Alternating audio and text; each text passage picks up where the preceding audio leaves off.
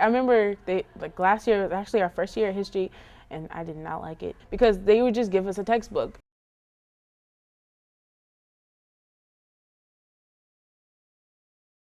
When it comes to this year, it was more like, wow, we get documents. Like, I never seen that before, like a teacher give me documents.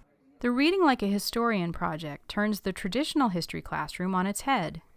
Rather than focusing on the passive retention of names and dates, this approach invites students to become historical investigators, using the skills of historians to answer questions about the past. For the past, who knows how many years of history, it was just straight up reading textbooks, but now we have to find out who wrote it, when it was written, or even like if it was accurate or not. Each class is organized around a legitimate historical question. Students explore these questions by going back to the sources, encountering the voices of historical actors in original documents. Rather than being asked to memorize, students in these classrooms are asked to think.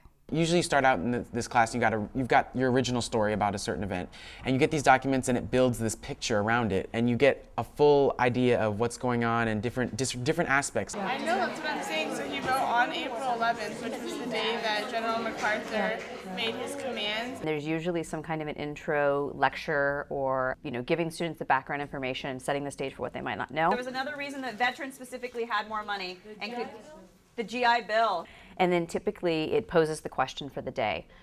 Is the question for the day, was the New Deal a success? Is the question for the day, was Lincoln a racist? Is the image of the happy 1950s housewife accurate? I want you to show me the evidence that leads you to believe that's your answer. Happy, look, they say they're bored. Like where? Document C. I never really done that before, like getting the chance to agree and disagree with what we study. It helps you get deeper in what you're learning about.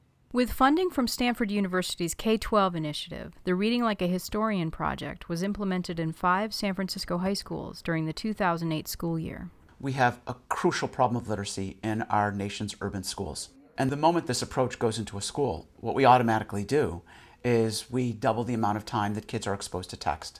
I believe that their reading is improving at least as much as their ability to analyze documents. I think this constant knowing when you walk in the door, we are reading today, and we are not just putting our eyes on the page and hoping that the bell rings before anybody asks us a question, but we're reading and then we're talking about it. 96% in document D of women married reported that they were either extremely happy or fairly happy. What is unique about the Reading Like a Historian approach is that some of the core reading skills that we take are those that have been found in research on how expert readers read, on how historians read. We have document A. What's the first thing we're going to do? Sword! Teachers trained in the approach were matched with teachers in regular history classrooms. At the end of the year, students were assessed on their historical thinking ability, their mastery of factual knowledge, and their growth in general reading comprehension. What we found was that not only did students in the treatment classes and the Reading Like a Historian classes do better on historical thinking and on the retention of historical facts, but also they grew in reading comprehension. I know history boom, boom, boom like this now. It's kind of easier, and I know certain dates, kind of weird and everything, but I know certain dates better now. Who was Rosa Parks? Did she start this boycott? Did she cause it? Is there anything else in the letter that we could point to? They need to be pushed. They need to be caught up. They need to be writing and reading. I was absolutely into nurturing them so that they would never be made to feel badly because they didn't have good reading skills, and I took very good care of them, and I didn't teach them how to read anything. Now that I see that there's a difference between making somebody feel better about themselves for no good reason and giving them the skills to be able to do better in their lives and be more powerful in their own lives, right?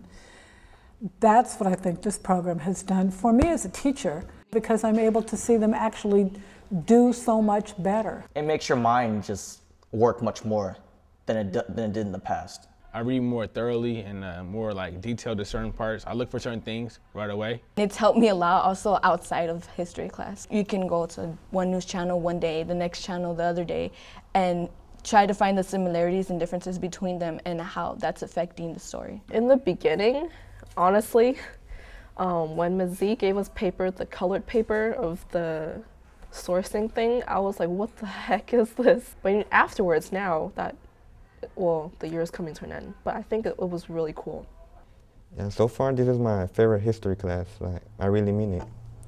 It's not boring, it's fun, I learned many things. I wish there was like a better, like for next year, for senior year, like a same history class, but we're learning more things. Because I feel like there's more to learn, a lot more.